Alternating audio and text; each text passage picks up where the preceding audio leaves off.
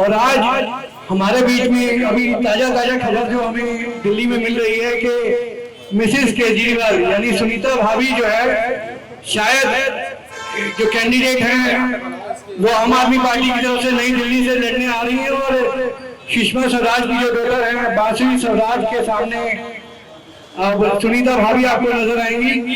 ऐसा अभी क्लियर नहीं है लेकिन जहां तक मीडिया के सोर्सेज से हमें पता चला है कि सुनीता भाभी अब चुनाव में सामने है। और आज की बहस करने के लिए हमारे सामने बीजेपी से हैं रविंदर गुप्ता जी। एक बार जोरदार तालियां रविंदर गुप्ता जी के लिए हो जाए।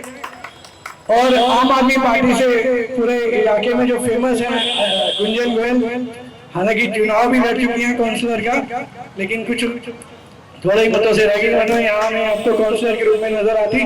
और देखिए अब हम बहस को शुरू करते हैं अपनी आज की। सबसे पहले हम गुंजन भाभी से कहेंगे, गुंजन भाभी के जो केजरीवाल हैं अब जेल की सलाखों के पीछे हैं, जो आम आदमी पार्टी का सपना था कि केजरीवाल को प्राइम मिनिस्टर के रूप में इस चुनाव में जो देख रहे थे वो किस तरह से देखते हैं, किस तरह से ये सपना जो है अधूरा नजर आ रहा है और किस तरह से आपके क्या व्यूज हैं इसके?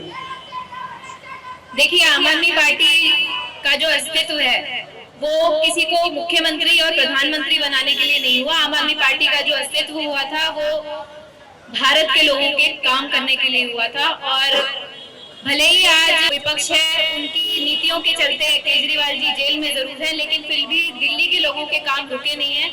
और रही बात प्रधानमंत्री बनने की, तो हिंदुस्तान ऐसा देश है जिसमें हर दूसरे साल चुनाव होते हैं। 2024 नहीं सही, 2029 सही, केजरीवाल जी का भविष्य बुलंद है।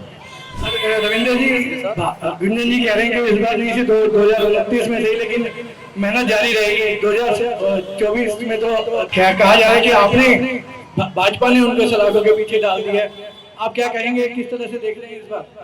मेरा कहना यह है कि केजरीवाल जी ने आपको पहले भी देखा होगा कि जब वो आंदोलन से राजनीतिक पार्टी बनाकर आए थे तो उन्होंने बहुत सारे वायदे किए थे और बहुत सारे वायदों के अंदर उन्होंने कहा था कि मैं लिख के भी दे सकता हूँ। और उन्होंने एफिडेविट फाइल किया था कि मैं ना गाड़ी लूंगा, ना बंगला लूंगा, ना सिक्योरिटी लूंगा। आज आप देख रहे हो कि शीश महल उनके पास है और शीश महल के अंदर भी ऐसी चीजें हैं जो एक आम आदमी का नाम जो उन्होंने पार्टी में रखा था वो भी साकार साबित नहीं हो पाता। इतना लग्जरी जीवन जीने वाला व्यक्ति अब अगर जेल में गया है और जेल में जाने के बाद भी वो कहता है कि मेरे को खाना घर का चाहिए, और घर के खाने में भी ऐसी चीजें खाते हैं कि शुगर बढ़ जाए ताकि इंटरिम बेल के लिए वो रास्ता साफ किया जाए। मेरा मानना यह है कि जो जेल में गए हैं बहुत सारी एजेंसियां हैं जो काम कर रही हैं। ये सिर्फ वित्तीय घोटाले तक सीमित नहीं है, क्योंकि इन्होंने देश के बंटवारे करने वाली जो एक साजिश थी उसका हिस्सा बने थे। कुमार विश्वास उसको उजागर करने के अंदर अपना पार्टी को छोड़ के उनको भी जाना पड़ा। और अब एक आतंकवादी कुन्नू ये कहता है कि मैंने 140 करोड़ रुपए इनको भी फंडिंग की है पार्टी को, और इन्होंने आतंकवादियों को छुड़वाने के लिए भी प्रयास किए थे। तो जो आदमी वित्तीय घोटालों को लोग भूल सकते हैं, लेकिन जो आदमी देश का बंटवारा करे और ये कहे कि मैं एक सूबे का अगर प्रधानमंत्री नहीं बन सकता, मैं एक इसका प्रधानमंत्री बन जाऊंगा। आपने लग्जरी की बात की, तो मोदी जी भी पूरी लग्जरी के साथ रहते हैं। दूसरी बात मैं कहूँगा कि जो आम आदमी पार्टी भी कहती है या विपक्ष का जो कहना है कि मोदी जी पूरी लग्जरी के साथ रहते हैं। दूसरा, आपने जितने इल्जाम केजरीवाल जी के ऊपर लगाए हैं, किस तरह से जिस छोटे स्पैन में पंजाब में भी आम आदमी पार्टी जीत कर आई और पिछले 5 सालों में 2 राज्यों, कहीं आप उससे तो नहीं घबरा गए? ये विपक्ष का कहना है। मेरे को आप एक बात बताओ, किसी भी राज्य की अगर चुनाव होते हैं वहां पर विधानसभा के, उस चुनाव में पार्टी को लड़ने के लिए कितने पैसे की आवश्यकता होती है? केजरीवाल जी कहते हैं कि मेरे को कोई भी किसी तरह का कोई घोटाला नहीं हुआ। ये बता दें कि पंजाब में चुनाव में जो खर्च हुआ पैसा वो कहां से आया? गोवा में जो चुनाव में खर्च हुआ है वो कहां से आया? अब तो इनके साथी जिन्होंने घोटाला किया है के कविता तेलंगाना की, उन्होंने भी कहा है कि मैंने जो ये पैसे थे वो इनको दिलवाए थे और वो डायरेक्ट पैसे मैंने गोवा में दिलवाए जो कैंडिडेट है। और कैंडिडेट ने ईडी को बयान दिए हैं कि हमारे को पैसा जो है जो यहाँ की प्रभारी थी आती थी उसके जरिए यहाँ पर खर्च करने के लिए मिला है। और मेरे को तो लगता है, क्योंकि गुंजन जी यहाँ पर हैं और शायद ये भी गोवा में कहीं हो तो इनसे पूछ सकते हो कितना पैसा खर्च हुआ था वहाँ। गुंजन जी, कहीं जिस तरह से भाजपा ने चारों तरफ से घेर लिया है केजरीवाल जी और पंजाब की जो दोनों सरकारें हैं, और भविष्य जो है उसको बिल्कुल एक नज़र आ रहा है कि अंधकार की तरफ है। आम जनता किस तरह से सोच रही है और आप किस तरह से ले रहे हैं इसको? इस बार जो इलेक्शन है आप किस तरह से देख रहे हैं भाजपा के आरोपों को, और किस तरह से आप चुनाव के अंदर इसकी स्ट्रैटेजी को बनाएंगे? देखिए, जो पंजाब के अंदर जो अभी भाई साहब ने कहा, रविंदर भाई साहब ने, कि जो पंजाब के अंदर हमारी सरकार बनी है, इतना प्रचंड बहुमत वहाँ भी लोगों ने आम आदमी पार्टी को, जो कि मात्र एक 10 वर्ष पुरानी पार्टी है, अगर उन्हें दिया है, और साथ ही साथ दिल्ली के अंदर भी 3 बार हमारी सरकार इतने बहुमत के साथ, इतने प्रचंड बहुमत के साथ आई है, तो यकीन मानिएगा विपक्ष भी इस बात से सहमत है कि हाँ, दिल्ली के अंदर भी और पंजाब के अंदर भी लोगों के काम जो है स्टेट गवर्नमेंट के हिसाब से जितना केजरीवाल जी ने किया है उतना आज तक किसी सरकार ने नहीं किया। जहाँ पे भी जाते हैं, कल ऑलमोस्ट 1 महीना हो जाएगा केजरीवाल जी को गिरफ्तार हुए।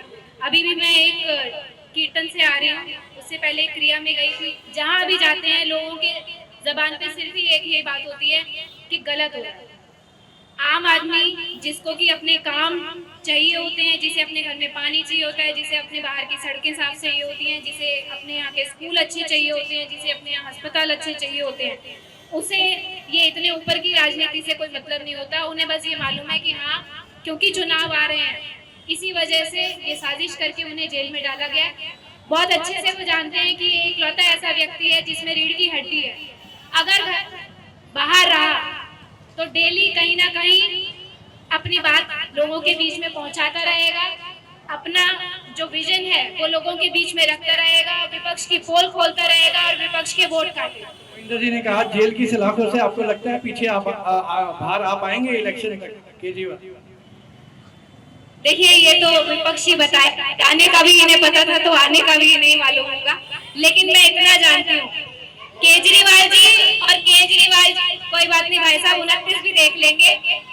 वो वहाँ पे रह के भी वो मैसेज यही देती है कि चाहे जितने भी दिन ये मुझे जेल की सलाखों में रखे, दिल्ली के काम नहीं रुकेंगे, दिल्ली वालों के काम नहीं रुकेंगे, और जो देश के प्रति उनका विजन है उसमें कहीं भी कटौती नहीं आएगी। रंजन जी, 2014 में हमने देखा था एक युवा जो है वो जहाँ मोदी को वोट दे रहा था वहीं केजरीवाल को उसने वोट दिया।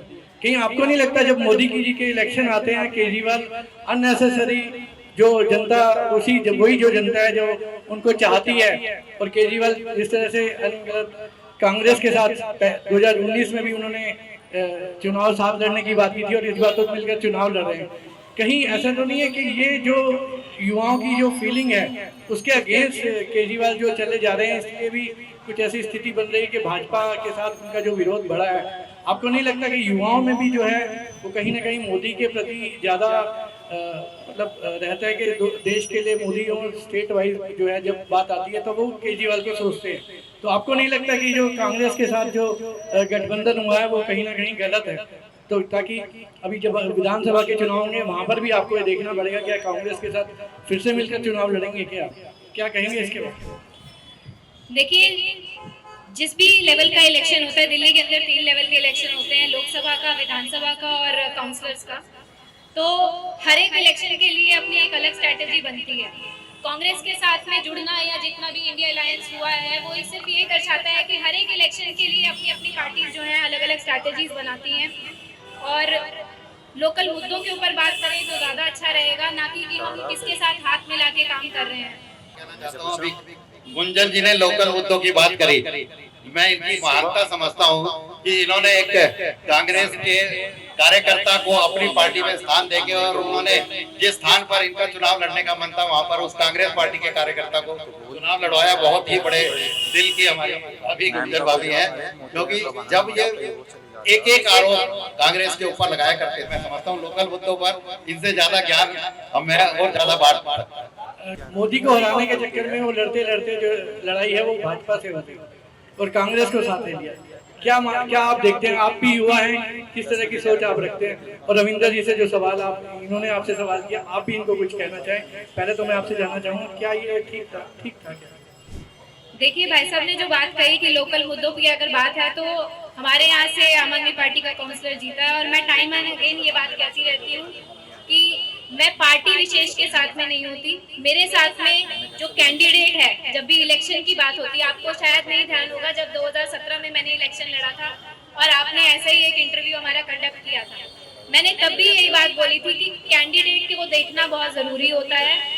और जैसे कि हमारी जो लोकसभा की कैंडिडेट भाजपा की तरफ से खड़ी हैं, वो हमेशा यही कहती हैं कि हूँ तो मैं कमल का फूल ही। तो कमल के फूल के पीछे 10 साल मीनाक्षी लेखी जी भी यहाँ रही हैं, और शायद जितने भी मेरे भाई यहाँ खड़े हैं, मेरे बड़े यहाँ खड़े हैं, वो इस नारे के साथ में बहुत ज़्यादा अच्छे से वाकिफ हैं, मीनाक्षी लेखी किसी ने नहीं देखी। तो ये कमल के फूल के पीछे पहले उस व्यक्ति को परख तो लें, जान तो लें। आज हमारी तरफ से कैंडिडेट खड़े हैं, वो लार्जेस्ट मार्जिन से नई दिल्ली लोकसभा के अंदर 3 बारी से जीतते आए हैं। तो ऐसे में अगर उनके वहाँ की जो विधानसभा के लोग हैं उनके ऊपर अपना विश्वास जताते हैं, तो ये बात साफ जाहिर है कि वो व्यक्ति अपने इलाके में काम करने वाला है, वो व्यक्ति अपने वादों पे खरा उतरने वाला है। वो ऐसा नहीं है कि चुनाव में आऊंगा तो नमस्ते जी नमस्ते और उसके बाद आप कौन और मैं कौन, वो ऐसा नहीं है। तो दैट इज वाई हम लोग उनके पीछे हैं, उनके साथ हैं और उनके समर्थन में खड़े हैं। रही बात कांग्रेस के साथ अलायंस की, तो इतनी पुरानी पार्टी को अगर आप लोगों ने भी 2014 में रिप्लेस किया था, तो मुझे पूरी उम्मीद है कि 2029 आते आते युवाओं के मन के अंदर एक उम्मीद जागेगी कि हाँ, केजरीवाल जो है वो देश के लिए अगला प्राइम मिनिस्टर है। और ये सोचते ही विपक्ष ने उन्हें जेल में डाला, डर गए थे इसीलिए। कहीं ना कहीं कांग्रेस के लोग भी जो है भाजपा के अंदर हम देख रहे हैं कि हर दिन कांग्रेस का कोई ना कोई आदमी जो है वो भाजपा ज्वाइन कर रहा है। तो आप क्या कहेंगे कि दोनों तरफ से जो गुंजन जी ने इल्जाम लगाया कांग्रेस का, आप भी कांग्रेस के लोगों को अपनी पार्टी के अंदर ले रहे हैं? ये भी गुंजन जी ने कहा कि मैं किसी पार्टी विशेष के साथ नहीं, कैंडिडेट के साथ रहते हैं। हम ये कहते हैं हम अपनी पार्टी के साथ ही रहते हैं, जिस पार्टी में है उस पार्टी में ही रहते हैं और अंत तक उसी में रहते हैं। लेकिन दूसरी पार्टियों के कुछ कार्यकर्ता, मैं ये नहीं कहता कि सारे कार्यकर्ता खराब होते हैं, कुछ कार्यकर्ता, कुछ नेता अच्छे भी होते हैं। और उसी कड़ी के अंदर मैं तो इनवाइट भी कर सकता हूँ, गुंजन जी भी उन्हीं में से अच्छे कार्यकर्ताओं में से है। अगर इनको कभी लगे घुटन वहाँ पर, तो हमारी पार्टी के अंदर इनका स्वागत है। कोशिश करेंगे प्रदेश स्तर पर इनको कहीं ना कहीं पर पार्टी में भी जोड़ेंगे, करेंगे। लेकिन ये खुला निमंत्रण है इनके लिए कि अगर आपको लगता है मन घुटे आपका और आत्मा की आवाज आपकी कहे, क्योंकि शरीर तो अब केजरीवाल का अंदर है, आत्मा भटक रही है। ये यहाँ नहीं, ये यहाँ बात मत कीजिए, क्योंकि अभी आप ये भाई साहब ऐसा है कि घुटन वाली बात तो जितनी किसी भी पार्टी में है उतनी भाजपा के अंदर भी बहुत लोगों को होगी। इसीलिए मैंने बोला कि कमल का फूल देखना नहीं चाहिए, उसके पीछे जो कैंडिडेट है। क्योंकि आप जितने भी लोग यहाँ पे खड़े हैं, चाहे वो मंडल पे काम करते हो, चाहे वो बूथ पे काम करते हो, चाहे वो अपनी एक गली का लीडरशिप करते हो, आप अपनी खुद की फेस वैल्यू पे अपने किसी भी पड़ोसी के यहाँ वोट मांगने जाते हैं। लेकिन जब वो व्यक्ति जीत के आता है और उसके बाद आप लोगों के काम नहीं होते, आपको उसके ऑफिस पे बार बार फोन करना पड़ता है कि मैडम हमें टाइम दे दो। जब ऐसा आप लोगों के साथ होता है तो आप लोगों का भी दिल जानता है, आप लोगों की भी आत्मा जानती है कि आप लोगों को कितनी शर्मिंदगी उठानी पड़ती है। ये हम सभी के लिए कॉमन है। एक बात बताएं, मैं ये पूछना चाहता हूँ कि ये अपने कैंडिडेट के बारे में बताएं तो ज्यादा अच्छा है। ये बता दें कितनी बार ये हमारे जो हमारी इससे पहले सांसद थी। गुंजन जी, मेरा सवाल तो ये भी है कि मेरा सवाल है कितनी बार उनके द्वार पे गई है और कितनी बार इनको वहाँ पर एंटरटेन नहीं किया है। पहली बात ये कही हुई बातें और ये भ्रम और जो ये अफवाहें हैं, क्योंकि आम आदमी पार्टी के बारे में ये सब जग जाहिर है कि वो बिल्कुल झूठ बोलते हैं और झूठ इतना बोलते हैं, इतनी बार बोलते हैं कि वो लगे कि सच बोल रहे हैं। नौटंकी और इनके लिए अगर ये एक शब्द हमारे किसी के भी बारे में कहे तो उनके बारे में 10 चीजें हैं जो बोलने लायक है, बोल भी सकते हैं। लेकिन हम इनके उसकी किसी भी कार्यकर्ताओं की या उसकी गरिमा को बनाए रखते हुए, लेकिन आज ये मैं बता दूं, क्योंकि अभी सिर्फ वित्तीय घोटाले में ईडी ने पकड़ा है, ईडी के बाद सीबीआई के बाद एनआईए, अभी एनआईए भी इंक्वायरी करने वाली है। अभी आप मेरे को ये बता दें, अगर ये पार्टी की कार्यकर्ता भी है और इनको सब कुछ पता है और केजरीवाल जी सरकार चलाने वाले हैं, तो ये बता दें कि राघव चड्ढा कहाँ है अभी। अगर इनको जानकारी है राघव चड्ढा के बारे में तो बता दें कि पंजाब, राघव चड्ढा पंजाब के एमपी हैं, पंजाब में ही है, दिल्ली के जो एमपी हैं, जो आपने देखा, आप घर गए थे। क्या बात। गुंजन जी, जो अभी आपने खुद भी कहा कि ये देश का इलेक्शन है, देश के, मेरा अगला सवाल ये है कि गुंजन जी, जो हम बात कर रहे हैं कि जो इस समय जो चुनाव चल रहे हैं वो देश के हैं, और जो मुद्दे हैं देश की सुरक्षा और जो देश के जो हमारे जो मुद्दे हैं, जो जिस तरह से देश का विकास है, देश की डेवलपमेंट है, उस तरफ दोनों ही ठीक चल रहे थे। लेकिन जब कांग्रेस, हम बात कर रहे थे, जो मैंने पहले भी सवाल किया, स्टेट वाइज जो डेवलपमेंट थी वो उसी को देखते हुए लोगों ने पसंद किया और पंजाब में आपको सफलता मिली। तो कहीं ना कहीं राह तो नहीं भटक गए आपके जो चलते चलते, और फिर जो आप खुद भी कह रहे हैं कि 2029 में देखेंगे, कहीं आपको नहीं लगता जो इलेक्शन था वो देश के मुद्दों पर था और कांग्रेस के साथ जो है गलत ये हाथ मिला लिया? आप क्या कहेंगे कि इस बार दिल्ली के अंदर जो 7 सीट पर है, आप किस तरह से देख रहे हैं? कितनी सीटें आप एक्सपेक्ट कर रहे हैं? 4 आपके उम्मीदवार हैं, तो चारों में से कितनी सीटें आप दिल्ली में एक्सपेक्ट कर रहे हैं और पंजाब में कितनी एक्सपेक्ट कर रहे हैं, और किस तरह से देख रहे हैं इस बात को? रविंदर जी से कोई सवाल जो आपके मन में है, जो है वो भी इसके बारे में। देखिए, लोगों के दिल में रोष बहुत है कि हाँ, दिल्ली का जो मुख्यमंत्री है, जिसे उन्होंने इतना भारी बहुमत देके जिताया था, आज वो जेल की सलाखों के पीछे हैं। इतने समय से हमारे बाकी के भी जो शीर्ष नेतृत्व हैं उनको भी जेल में डाला हुआ था। अभी हाल ही में संजय भैया बाहर आए हैं। तो ऐसे में लोगों के भी मन में भी ये सवाल उठता है। मैं खाली एक पार्टी के कार्यकर्ता के तौर पे नहीं, मैं एक दिल्ली के नागरिक के तौर पे भी ये बात समझती हूँ कि जब भी चुनाव आने लगते हैं तभी इस तरीके के मुद्दे उठते हैं, वरना जब चुनाव नहीं है तो सारी चीज़ें नॉर्मली चल रही होती हैं। रही बात दिल्ली के अंदर सीट आने की, तो हमारे इंडिया अलायंस के 7 उम्मीदवार जो हैं यहाँ पर दिल्ली में हैं, और जिस तरीके से लोगों के बीच हम लोग जाके उनका फीडबैक ले रहे हैं, उनसे बात कर रहे हैं, तो ये साफ जाहिर हो रहा है कि हाँ, जनता बदलाव चाहती है। क्षेत्र में जब हम छोटी छोटी बहस की बात करते हैं तो काउंसलर और एमएलए नज़र आ रहे हैं, और किसी भी टीवी चैनल पर बात करने से मना कर रहे हैं। खाली संजय सिंह और जो सैटेलाइट चैनल्स पर कुछ हमें नज़र आ रहे हैं प्रवक्ता। तो ऐसा क्यों हो रहा है कि लोगों से और बीच के अंदर बातचीत करने में अभी क्षेत्र के एमएलए और काउंसलर एरिया में कन्विंसिंग करते हुए भी बहुत कम नजर आ रहा है? नहीं, ऐसा नहीं है। कई जगह जो है अलग अलग लेवल पे, बूथ लेवल पे, मंडल लेवल पे, सब जगह एक्टिविटीज़ चल रही हैं, और जितना मैं देख पा रही हूँ सोशल मीडिया के माध्यम से भी और बाकी सबकी बातों से भी, तो सभी लोग अपने अपने लेवल पे जहाँ पे भी जैसे भी कन्विंसिंग कर सकते हैं, लोगों को जागरूक कर सकते हैं, वो करने का काम सभी लोग अपने अपने लेवल पे कर ही रहे हैं। रविंदर जी से क्या? रविंदर जी से सवाल सिर्फ इतना है कि कैंडिडेट देख के वोट करें, और मुझे पूरी उम्मीद है कि हाँ, कैंडिडेट का सिलेक्शन जो है वो दोनों पार्टीज ने अपने अपने क्राइटेरिया के हिसाब से किया है, लेकिन फिर भी ये सोच के वोट करें कि हाँ, जिसको भी हम लेके आ रहे हैं अगले 5 साल हमने ही उसे बरतना है।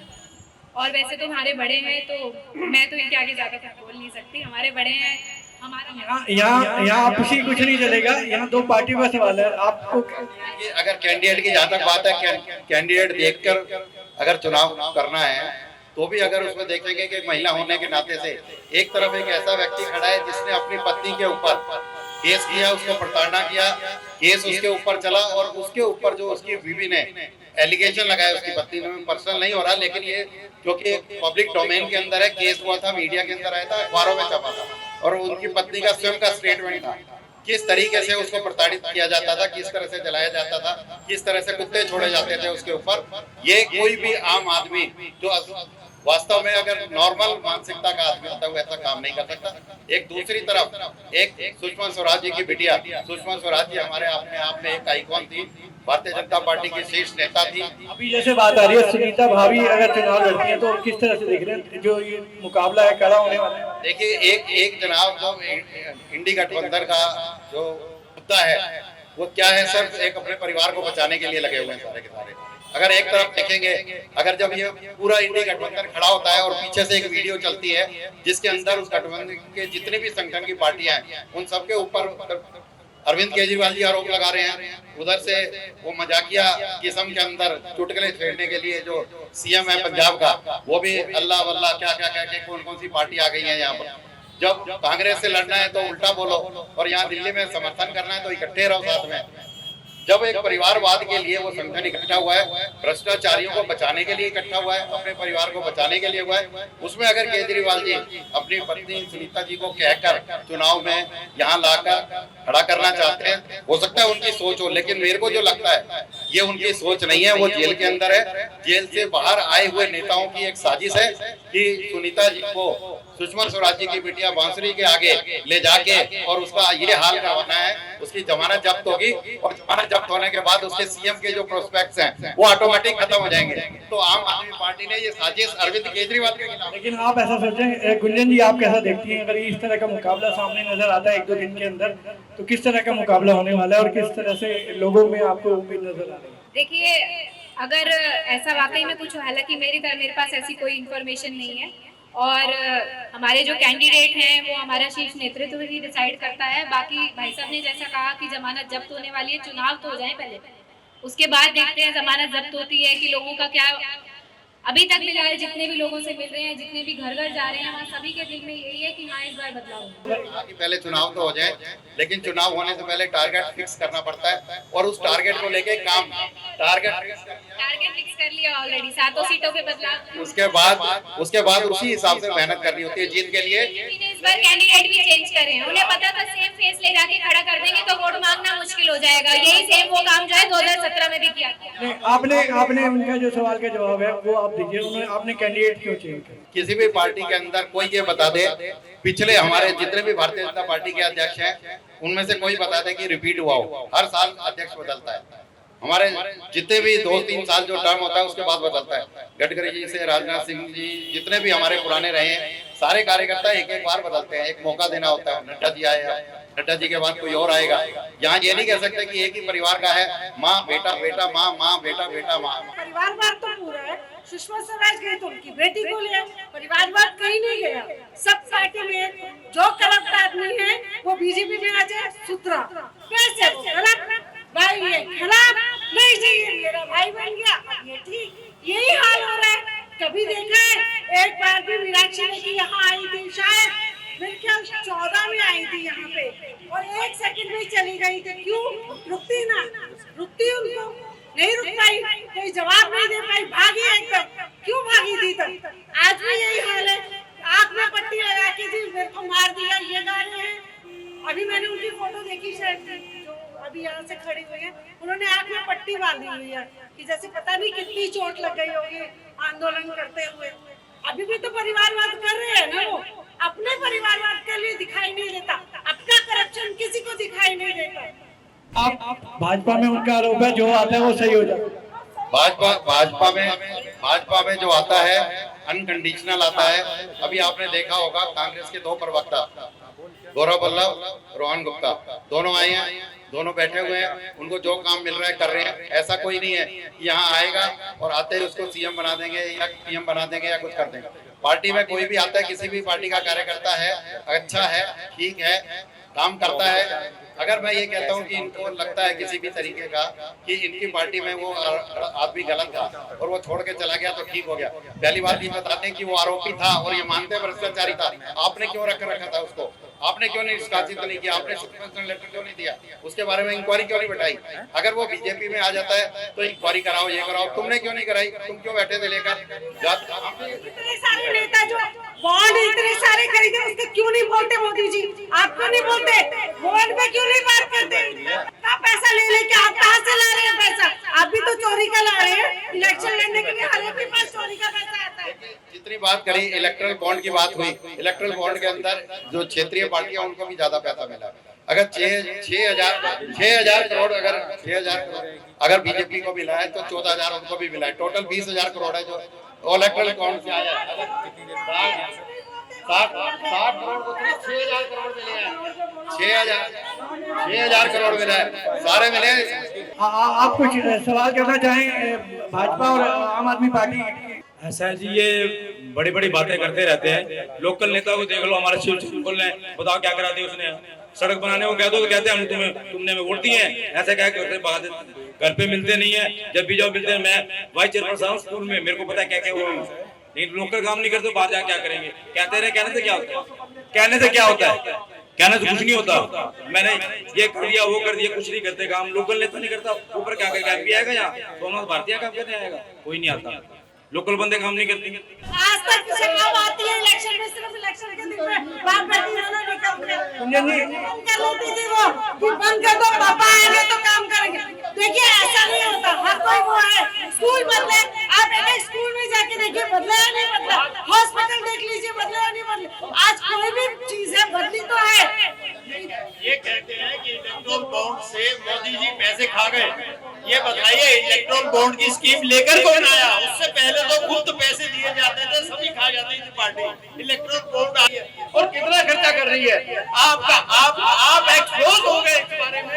जो करप्ट होता है वो जी जेल गया, लाओ पैसे को, बाहर आ गया और उसके बाद उसको कहेंगे नहीं ये साफ सुथरा है, इसको कुछ नहीं हुआ। बीजेपी में आने के बाद वो नहा लिया, उसको सब कुछ हो गया। इलेक्ट्रल बॉन्ड का क्या, वो तो चंदा दे रहे हैं, चंदा नहलाया आपने, क्यों नहीं नहलाया? बीजेपी ने 70 साल लगे बीजेपी को आने में, 15 साल में बीजेपी को। चलिए और लोगों के भी सवाल ले लेते हैं। मैं ये कहना चाहता हूँ जी, इन लोगों का आरोप है कि जो आता है मोदी जी की वॉशिंग मशीन में जाके सुधर जाता है, इंसान बन जाता है। तो मोदी जी में ताकत है, मतलब ऐसे इंसान को जो अपने आप को कट्टर ईमानदार बोलते हैं, आज वो कट्टर भ्रष्टाचारी हैं और उनको भी सुधारने का ठेका हमारे मोदी जी ने ले रखा है।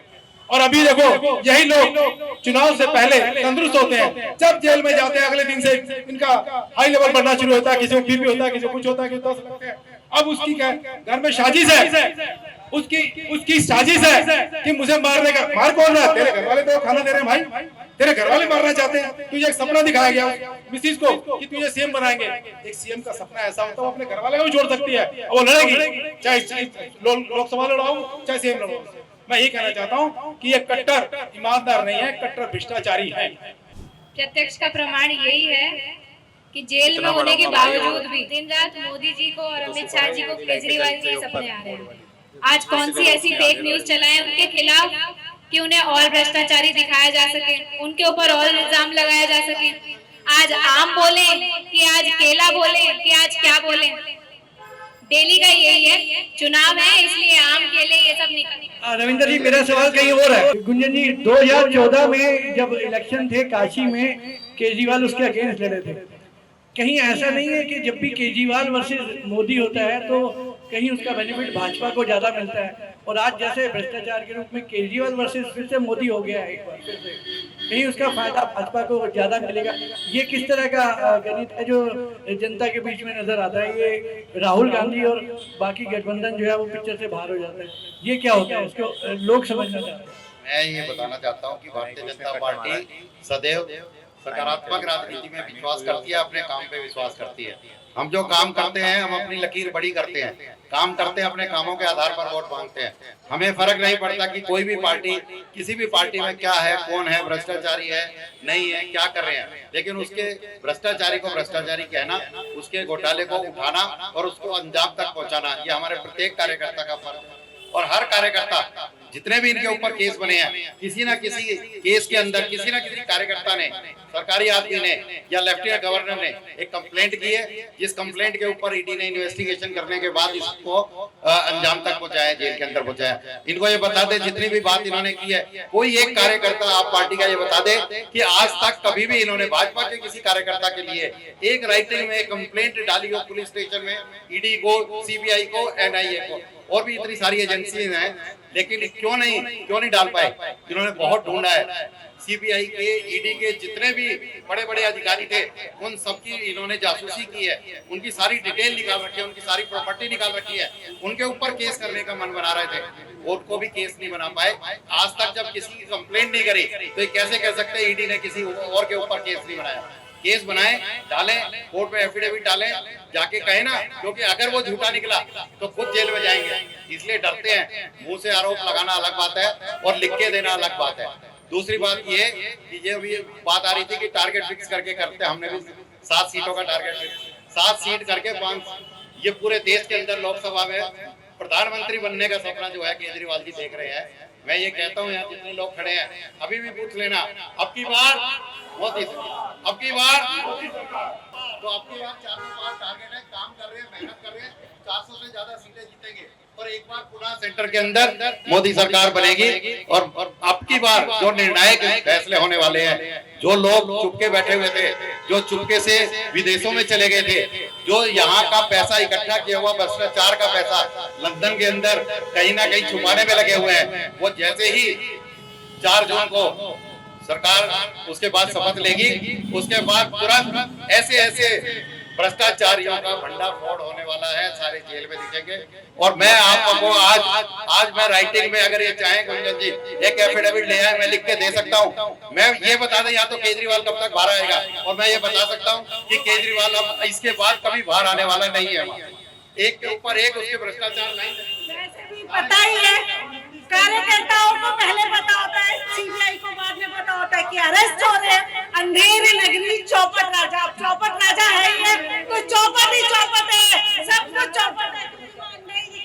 आपने अपनी बात में ना एक बात कही कि हम अपने काम के नाम पे वोट करते हैं, तो मैं इस बात के लिए ना बहुत गर्व महसूस करती हूँ कि 10 साल पुरानी हमारी आम आदमी पार्टी ने कम से कम काम की राजनीति तो लोगों को सिखा दी कि आज काम के नाम पे वोट मांगा जा रहा है। लेकिन मैं इस बात को कहने में ना मैं कुछ संकोच नहीं करूंगी। हर बार लोकसभा के इलेक्शन से पहले इतने स्कैंडलस मुद्दे होते हैं, पिछली बार अटैक हुआ, मैं वाकई में ये बात को ना सोच रही थी कि इस बार ऐसा क्या करेंगे, लेकिन पहली बार मुझे गर्व महसूस हो रहा है इस बात को कहते हुए इनके लिए कि हाँ अपने काम के नाम पे वोट मांगने की। केजरीवाल जी इतने कलर वाले, जैसे गिरगिट कलर बदलता है, गिरगिट को भी माफ करने वाला एक ऐसा व्यक्ति है जिसने 10 साल पहले पार्टी बनाई, और जिस पार्टी में जब ये आंदोलन किया था, ये इतने चालाक और इतने नौटंकीबाज है कि इवन भाजपा के कार्यकर्ताओं को भी इन्होंने एक बार भाजपा के कार्यकर्ताओं को भी इन्होंने एक बार, अगर आप कहेंगे कि हमारे को भी धोखा दे दिया था। हमारे कार्यकर्ता भी जाकर वहां पर रोटी खिलाते थे, पानी पिलाते थे रामलीला मैदान के अंदर, लेकिन जैसे जैसे उनकी चाल और गिरगिट की तरह कलर बदलते देखने लगे तो हमें पता लगा। लेकिन इन्होंने कहा कि काम करना सिखा दिया। भाजपा की एक भी सीट ली थी, फिर 2 आई, 2 के बाद फिर 100 के बाद फिर 300 थे, आज 400 पार हमारा नारा है। तो ये हमने आज से नहीं किया, 2 सीटें थी जब 80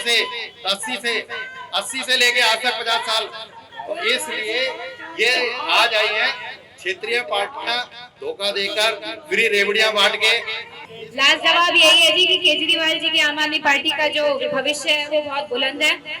जिस काम को करने में 70 साल भाजपा को लगे हैं, मेरे को पूरा यकीन है कि आज की जो जागरूक और समझदार जनता है वो ये जरूर समझेगी कि काम की राजनीति दिल्ली के अंदर किसने शुरू करी है। मैं पूरे देश की बात तो नहीं कहूंगी, लेकिन दिल्ली के अंदर लोग ये मन बना चुके हैं कि हाँ इस बार हमें अपना बदलाव चाहिए। 10 साल से भाजपा का जो लोकसभा का कैंडिडेट था वो हमारे करमपुरा क्षेत्र से, हमारे मोतीनगर क्षेत्र से नदारद था। वो कब आती थी किसी को नहीं पता था, 4 कार्यकर्ताओं के अलावा बाकी किसी को भी नहीं पता होता था। आज लेकिन यहाँ जितने भी लोग हैं, जितने भी करमपुरा और मोतीनगर के लोग हैं, वो कम से कम भी जागरूक हैं और वो इस बार बदलाव के लिए वोट जरूर देंगे। अगर केजरीवाल ने 10 साल में बहुत अच्छे काम किए होते, 10 साल में बहुत अच्छे काम किए होते तो उसे गठबंधन की जरूरत नहीं होती। इतना बुरा हाल हुआ कि नागालैंड में एक भी लोग वोट डालने नहीं गए।